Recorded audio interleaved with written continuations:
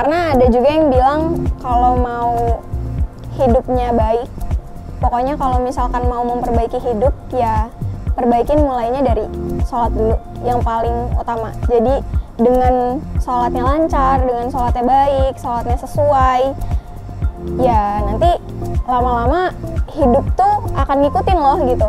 Hidup tuh bakal ngikut sebagaimana alur sholat yang kita lakuin gitu. Dan itu emang beneran kerasa di kehidupan sehari-hari ya. Kalau misalkan ya gampangnya kamar lah. Kamar tuh kan space atau tempat yang kecil ya sebenarnya. Tapi pernah suatu ketika ya emang namanya iman tuh kan naik turun gitu kan. Ya itu tuh emang kalau misalkan imannya lagi turun nih, sholatnya lagi lalai gitu, sholatnya lagi telat, nggak sesuai azan langsung sholat, atau kayak bahkan mungkin meninggalkan sholat gitu. Itu tuh emang ya bahkan kamarnya aja tuh jadi mencerminkan gimana sholatnya itu gitu. Kalau di aku sendiri itu beneran kerasa, karena kalau kamar lagi berantakan ya emang karena sholatnya lagi lalai gitu. Jadi makanya bahkan ke bawah-bawah sampai kamarnya itu tuh berantakan gitu. Itu semudah itu aja, semudah cuma kamar gitu, kamar tempat yang kecil gitu, yang bahkan tempat bolak-baliknya kita gitu kan, pulang dari kampus, pulang dari mana-mana itu kan pasti baliknya ke kamar gitu. Dan kalau kamar berantakan ya itu udah ketahuan gitu apa yang salah di situ gitu. Kalau di aku sendiri sih itu bahkan kelihatan banget gitu, bisa dilihat dari kamarnya aja gitu.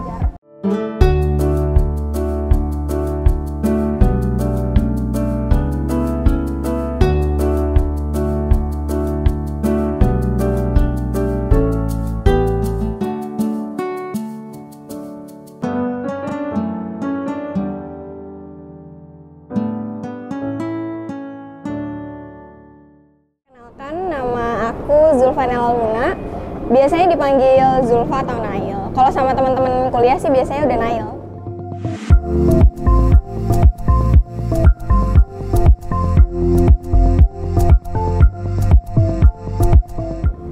Kalau untuk kenapa sih itu nggak mau gitu pendidikannya akhirnya di pondok pesantren. Padahal sebelumnya itu ya sekolah SD biasa, bahkan SD swasta gitu. Emang karena latar belakang orang tua sih ya. Kalau misalkan orang tua tuh dari ayah sendiri sebelumnya emang beliau tuh mondok juga gitu. Jadi kayaknya memang udah punya prinsip kalau anak-anaknya harus mondok juga gitu semuanya. Jadi makanya kenapa sebagai anak sulung gitu, jadi harus mondok juga gitu. Nah terus kenapa bisa kok akhirnya mau gitu, padahal ayah juga nggak pernah terlalu menekankan, oh iya nih anaknya harus mondok banget gitu, walaupun kayaknya memang udah ada prinsip itu dari awal, ada aku sebagai anaknya gitu. Itu awalnya emang pinter sih cara ayah untuk ngerayu anak-anaknya biar bisa masuk pondok gitu. Karena setiap jalan keluar nih, ini aku sambil cerita aja ya gitu, jalan keluar misalkan nih naik motor, namanya anak kan pasti duduknya di depan ya gitu. Naik motor, jalan misalkan kemana gitu. Nah emang karena di komplek tuh banyak banget tempat-tempat buat duduk-duduk dan segala macem. Itu tuh emang kalau malam-malam suka banyak anak-anak nongkrong di depan portal gitu. Jadi emang banyak banget anak-anak dari luar yang bukan anak kompleks itu terus main di sana. Terus jadi ayah setiap lagi naik motor terus ngajak aku pergi gitu. Ayah ngomong, kakak mau nggak kalau misalkan nanti udah gede nongkrong-nongkrong kayak gitu tuh di jalan gitu. Ya aku sebagai anak yang masih SD, masih nggak tahu apa-apa, masih polos juga gitu kan, ya cuma bisa godek-godek doang, nggak mau lah gitu. Karena ya aku mikirnya malam-malam gelap ya ngapain gitu duduk-duduk kayak gitu, sedangkan di rumah aja bisa gitu, di rumah sambil ngapain gitu, sambil ngerjain PR. Kan anak SD kan biasanya banyak PR juga ya gitu, jadi ya cuma bisa godek-godek aja, ya nggak mau lah gitu kalau misalkan nongkrong-nongkrong kayak gitu, apalagi gelap dan nggak jelas juga gitu ngapainnya gitu. Jadi ya itu sih salah satu cara ayah ngerayu anak-anaknya biar akhirnya mau masuk pondok gitu. Terus ya ayah jadi langsung ngejelasin aja to the point ke kita sebagai anaknya, kalau misalkan ya pondok itu bisa ngehasilin sesuatu yang baik loh gitu.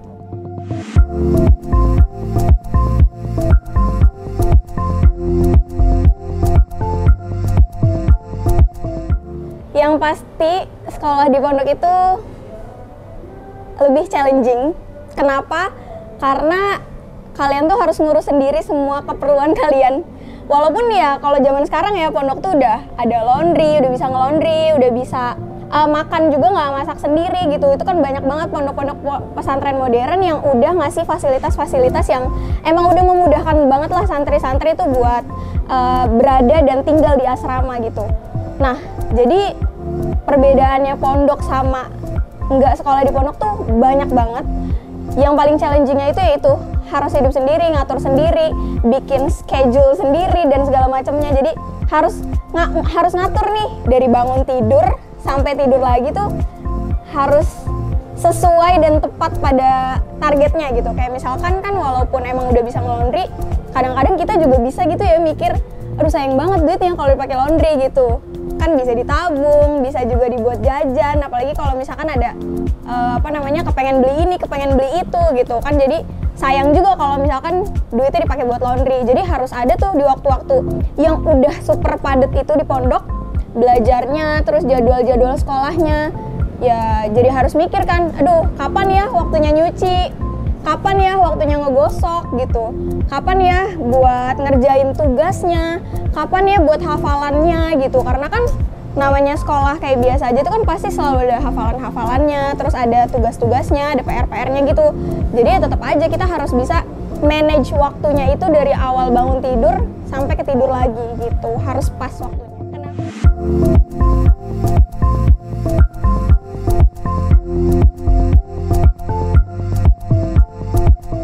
Kenapa gitu bisa? SMP-nya udah mondok nih, terus pas SMA-nya mau tetap lanjut mondok gitu. Sebenarnya yang pasti karena memang nggak ada pilihan lain. Dari orang tua itu bikin kita sebagai anaknya tuh pilihannya kalau misalkan mau pindah pondok pun itu harus masuk ke pondok lagi gitu. Kayak biar katanya sih nggak sayang-sayang gitu. Selama 3 tahun kemarin mondok, biar dilanjutin buat tetap mondok lagi gitu. Biar apa yang udah kita pelajarin di tahun-tahun 3 tahun sebelumnya itu tetap dilanjut di tahun-tahun setelahnya di SMA. Karena memang banyak juga kasus-kasus dari orang yang mondoknya kurang cuma di SMP doang gitu atau cuma 3 tahun doang tuh, ya banyak juga yang akhirnya nggak bisa survive gitu. Maksudnya nggak bisa survive di sini tuh nggak bisa survive dengan pendidikan agama yang sebelumnya udah mereka emban gitu. Jadi emang pertama karena nggak ada pilihan lagi dan emang harus masuk pondok lagi.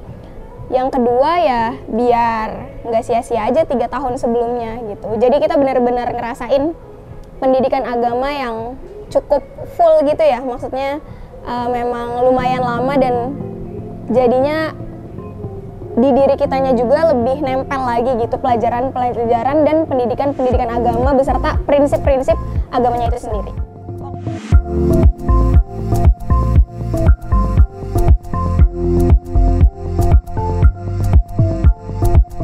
Waktu SMP itu kan waktunya 3 tahun tuh sama. Setelah SMP itu memutuskan untuk pindah pondok selain di situ ya, walaupun tempatnya memang ya sama-sama pondok gitu, tapi SMA-nya tuh pindah nggak di tempat yang sama waktu kayak SMP. Itu tuh emang dari pondoknya, itu kan pondok pesantren modern ya, dan itu tuh emang wajibin anak-anak yang pindahan yang sebelumnya SMP-nya tuh di mana gitu, mau masuknya baru SMA nih gitu. Itu emang diwajibkan buat 4 tahun mondok di sana. Nah, alasannya kenapa?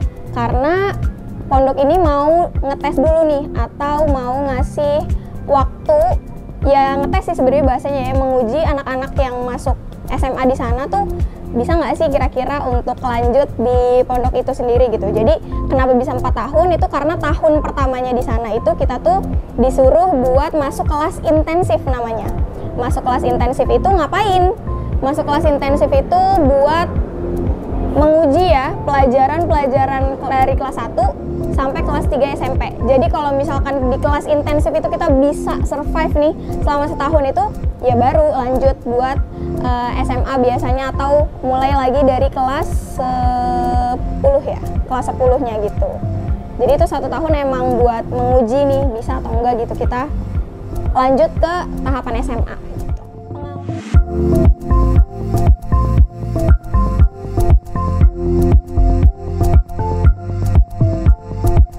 Pengalaman yang paling berkesan selama mondok tuh emang waktu sanah nihai namanya. Kita tuh nyebutnya sebagai anak pondok tuh kayak gitu, sanah nihai atau namanya anak kelas akhir, anak kelas 12 gitu. Nah jadi kalau misalkan di pondok aku itu dulu emang di sanah nihai itu kita tuh ada satu waktu dimana kita nggak liburan. Jadi yang lain semua liburan nih, dari anak kelas kelas 7-nya sampai kelas 11-nya itu tuh pada liburan semua, pulang ke rumah. Nah kita tuh nggak liburan gitu, malah belajar. Kenapa sih kok belajar? Karena konsep Sanah Nihai itu tuh emang nanti ujiannya itu adalah diuji pelajaran dari kelas 1 SMP sampai kelas 3 SMA-nya. Jadi dari kelas 7 sampai kelas 12 itu tuh semua pelajarannya diuji. Jadi random aja gitu, pertanyaan-pertanyaan yang keluar di ujiannya itu random banget lah gitu. Emang pelajaran dari SMP sampai SMA-nya tuh ada gitu. Nah yang paling menarik adalah karena kita nggak liburan itu, jadi kan semuanya adalah anak-anak Sanah Nihai ini kan. Jadi semuanya anak-anak Sanah Nihai, terus ya emang ada ustazahnya, ada ustadznya juga di sana yang ngejagain dan ngawasin. Tapi karena kita di sana itu cuma ya segituan aja, satu angkatan gitu. Jadi itu yang paling menarik karena kita bisa banget menggunakan semua fasilitas yang sebelumnya dilarang di waktu ada seluruh santri. Waktu kita Sanah Nihai itu jadi boleh. Contohnya apa? Contohnya jadi kalau misalkan di pondok itu ada namanya jadwalnya kan. Jadi bangun tidur aja tuh dijadwal, terus sekolahnya dijadwal, jam makan siangnya dijadwal, waktu mandinya dijadwal, sampai waktu tidurnya pun dijadwal. Dan semua jadwal itu kayak misalkan waktu tidur nih, jam 10 malam itu semua anak-anak, semua santri itu harus masuk ke dalam kamar. Jadi udah nggak boleh ada nih yang di luar kayak mau ngapain gitu, mau ngapain itu nggak boleh. Jadi jam 10 teng itu harus masuk kamar.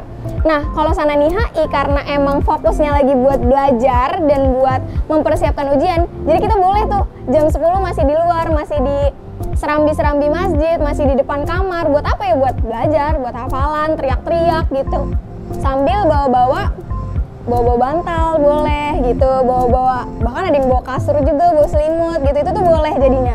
Padahal sebelumnya tuh ya nggak boleh gitu, karena ya emang namanya peraturan kan harus ditaatin juga, emang peraturannya emang tidak memperbolehkan itu. Tapi karena di situ waktu itu cuma ada Sanah Nihai dan emang fokusnya adalah mempersiapkan ujian, jadi hal-hal yang bisa membantu untuk mempersiapkan ujian anak-anak Sanah Nihai ini jadi diperbolehkan gitu ya. Contohnya itu kita bisa masih malam begadang di masjid tuh masih boleh gitu, di masjid di luar kamar tuh masih boleh.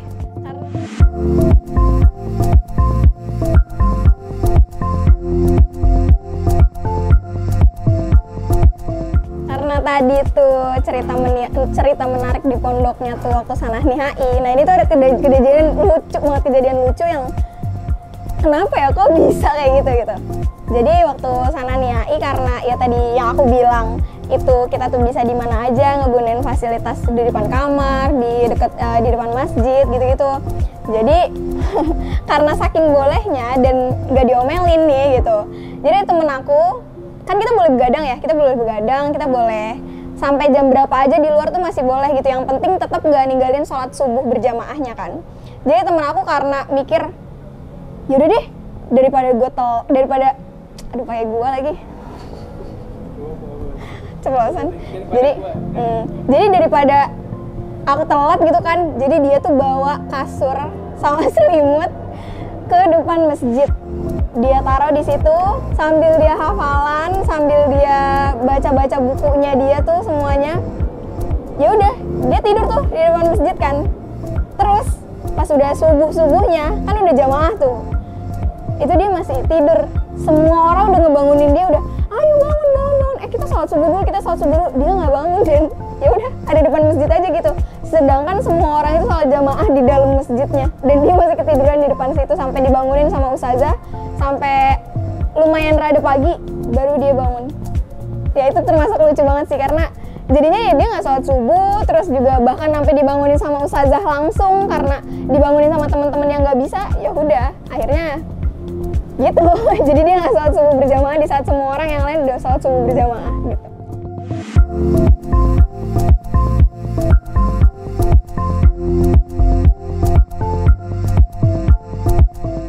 Jadi karena sebelumnya 3 tahun tuh mondok tuh emang sebenarnya sama sih jenis pondoknya ya, bisa dibilang sama-sama pondok pesantren modern yang memang dia tuh lebih fokus untuk meningkatkan bahasa Arab dan bahasa Inggrisnya si santri-santri gitu. Cuman bedanya kalau di pondok sebelumnya memang karena pondok baru juga, jadi memang rules atau peraturan yang bikin santri-santri ini ngegunain bahasanya banget tiap hari tuh masih kendor gitu, masih nggak seketat di pondok pesantren waktu aku SMA gitu. Nah waktu SMA ini jadi karena anak pindahan, dan biasanya tuh kalau anak pindahan tuh ada aja gitu yang dibahas dari mereka tentang kitanya gitu. Jadi emang kakak kelas tuh di sana udah pada tahu kalau aku tuh ya anak pindahan yang sebelumnya dari pondok gitu. Cuman mereka juga udah tahu nih jadinya kalau pondok aku yang sebelumnya itu nggak terlalu bikin bahasaku yang bahasa Arab dan bahasa Inggrisnya tuh cukup bagus gitu. Jadi karena mereka udah tahu kayak gitu, ada satu waktu dimana aku sebagai santri baru gitu ya, anak baru pindahan, itu tuh jadi istilahnya apa ya, diomongin atau mungkin bisa dibilang diremehin lah ya, karena mereka taunya bahasaku nggak sebaik itu gitu. Karena mereka ngeremehin itu, kayak bahasa itu lebih ke iya nih ini anak pindahan yang bahasanya nggak bagus-bagus banget padahal anak pondok gitu. Jadi kayak ada kata-kata yang ya itu cukup ngerendahin lah ya menurut aku saat itu aku dengar gitu. Mereka tuh ngomong itu pakai bahasa Arab sebenarnya, dan karena mereka tuh ngira aku nggak terlalu ngerti bahasa Arab itu, jadi mereka berani ngomongin itu persis di depan akunya gitu. Walaupun ya mereka ngomonginnya ke temennya gitu, nggak langsung ngomong kayak kamu nggak bisa kan gitu, bukan yang kayak gitu juga. Jadi mereka ya istilahnya ngomongin di belakang, tapi masih ada aku di situ dan aku denger gitu percakapan itu. Terus aku sebagai orang yang baru dan ya gimana ya gitu, jadi pas denger itu siapa sih yang nggak sedih gitu ya, walaupun emang benar gitu, itu kenyataan dan itu faktanya juga, tapi ya nggak boleh nggak sih harusnya ngomong kayak gitu. Nah setelah aku dengar itu, pas kejadian setelah itu ya aku diem aja gitu, aku nggak ngebales apapun. Tapi balik ke kamar aku langsung nangis parah, karena kenapa sih kok bisa ya kok mereka ngomong kayak gitu. Kenapa juga harus ngerendahin sekolah aku yang sebelumnya gitu. Walaupun ya emang faktanya kayak gitu, tapi kan bukan berarti bisa dong ngomong kayak gitu. Dan jadi seolah-olah pondok aku jadi punya image yang jelek juga kan sebelumnya, pondok aku yang sebelumnya jadi punya image jelek juga di depan mereka. Jadi aku nggak rela juga gitu pondok aku yang sebelumnya tuh digituin gitu. So aku nangis, dalam hati aku cuma bisa ngomong kayak liatin aja nih nanti aku kalau jadi kakak kelas kayak mereka, karena kan di pondok juga ada organisasinya ya, ada organisasinya terbentuk, ada ketuanya, ada wakilnya, ada sekretaris, ada bagian-bagian dan divisi-divisi yang lain. Kayak divisi bahasa di sana tuh ada yang emang bikin dan ngedisiplinin bahasanya anak-anak santri itu tuh ada. Jadi aku di situ karena udah tahu divisi-divisinya dan aku digituin, jadi aku dalam hati langsung liatin aja nanti kalau aku udah kayak mereka, aku bakal kasih tahu kalau aku tuh bisa bahasa juga gitu. Dan ya itu beneran aku buktiin, karena setelah 2 tahun di sana, pas masuk dan diwajibin ke organisasian itu, aku dipilih dan ditunjuk buat jadi bagian bahasa. Jadi bener-bener pas banget timingnya. Waktu itu aku diledek karena bahasa aku kurang baik dari pondok sebelumnya. Setelah 2 tahun berikutnya ya aku jadi bagian bahasa juga loh gitu, bisa loh gitu. Jadi ya seharusnya nggak ada sih bisa ngerendahin kayak gitu atau ngeremehin orang ya. Cuman ada poin baiknya, setidaknya saat itu aku nggak cuma nangis doang, tapi aku juga bikin diri aku ya, kata-kataan mereka itu bisa jadi motivasi aku lah gitu. Karena ya aku dari situ jadi beneran ngegunain bahasaku sebaik yang aku bisa dan semampu yang aku bisa. Jadi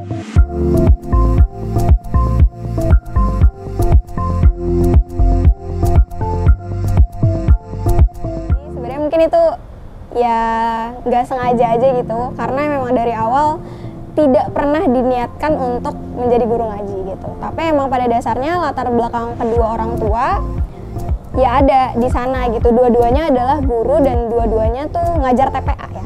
TPA, tahu TPA kan ya, maksudnya TPA tuh Taman Pendidikan Anak-anak itu yang Islami, yang ngajar yang belajarnya tuh ngaji doang.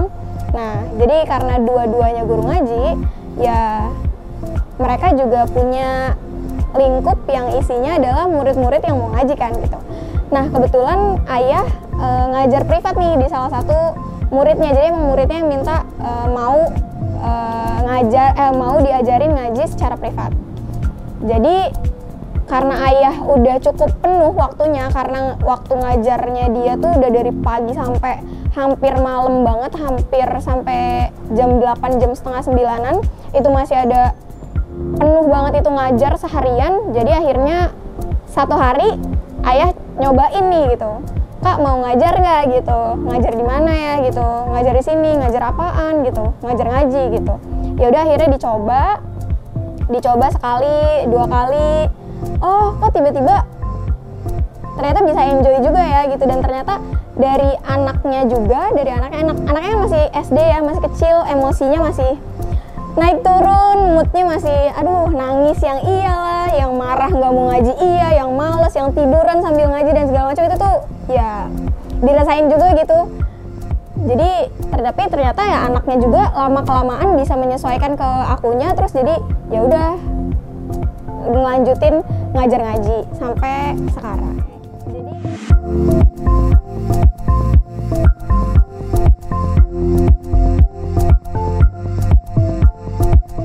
Jadi kan sekarang aku udah kuliah juga ya gitu, tapi tetap ngajar ngaji gitu. Kenapa kok bisa ada memenuhi jadwal ngajarnya itu? Yang pasti pertama karena orang tua dari si anaknya juga udah sangat memperbolehkan gitu kalau misalkan waktunya cukup fleksibel. Jadi misalkan kalau lagi kuliah ya pertama dari akunya sendiri juga udah komitmen dulu nih gitu, kalau ngambil jadwal kuliah tuh yang nggak boleh sampai malam gitu, jangan sampai jam 6 masih kuliah gitu. Jadi sebelum jam itu kalau bisa ya ngambil mata kuliahnya yang cuma nyampe sore, sampai jam 4 atau nyampe siang doang gitu. Biar sorenya bisa, sorenya langsung pulang, bisa langsung ngajar ngaji gitu. Nah, kalau misalkan jadwalnya sendiri tuh emang udah pasti gitu. Sebenarnya ngajar ngajinya tuh seminggu 3 kali. Tapi waktunya yang fleksibel, misalkan di hari itu aku kuliah gitu. Nah aku tinggal negosiasi aja sama orang tuanya gitu. Aku ngajarnya hari ini ya mah gitu, soalnya hari ini aku ada kuliah dan segala macam. Itu untungnya karena ngajarnya privat juga, jadi ada fleksibilitas di waktunya gitu. Jadi enak. Ngajarnya sambil kuliahnya juga bisa semuanya ke jalan karena emang ada fleksibilitas waktu, dan ya udah tinggal atur aja gitu pas ngambil mata kuliahnya, pas war KRS-nya tuh disesuaiin aja.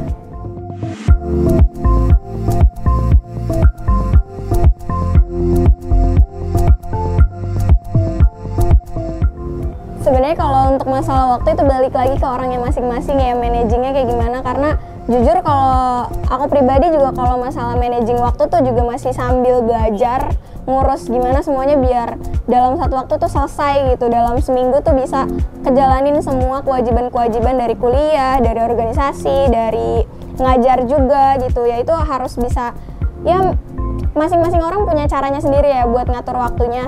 Cuman yang pasti ya mau nggak mau gitu, karena emang ya ngajar ngaji ini juga jadi salah satu yang jadi prioritas gitu selain dari kuliah dan organisasi.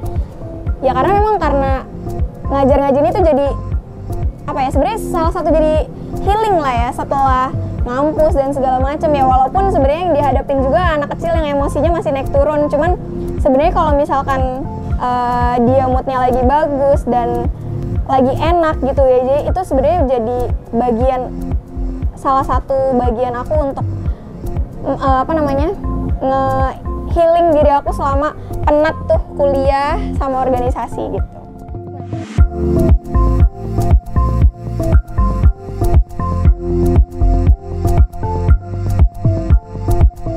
Nah, karena ada juga yang bilang kalau mau hidupnya baik, pokoknya kalau misalkan mau memperbaiki hidup ya perbaikin mulainya dari sholat dulu yang paling utama. Jadi dengan sholatnya lancar, dengan sholatnya baik, sholatnya sesuai, ya nanti lama-lama hidup tuh akan ngikutin loh gitu.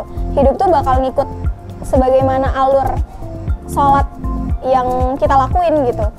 Dan itu emang beneran kerasa di kehidupan sehari-hari ya. Kalau misalkan ya gampangnya kamar lah. Kamar tuh kan space atau tempat yang kecil ya sebenarnya. Tapi pernah suatu ketika ya emang namanya iman tuh kan naik turun gitu kan.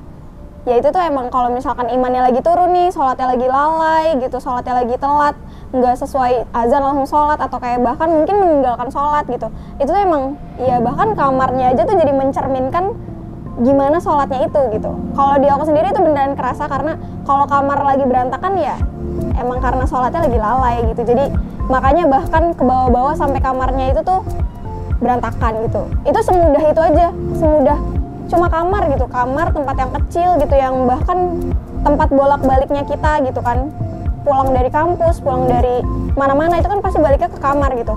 Dan kalau kamar berantakan ya itu udah ketahuan gitu apa yang salah di situ gitu. Kalau di aku sendiri sih itu bahkan kelihatan banget gitu, bisa dilihat dari kamarnya aja gitu. Jadi kalau di pondok itu kita belajar mahfuzot namanya, itu tuh kata-kata ya, itu bagus-bagus banget kata-katanya, sangat memotivasi.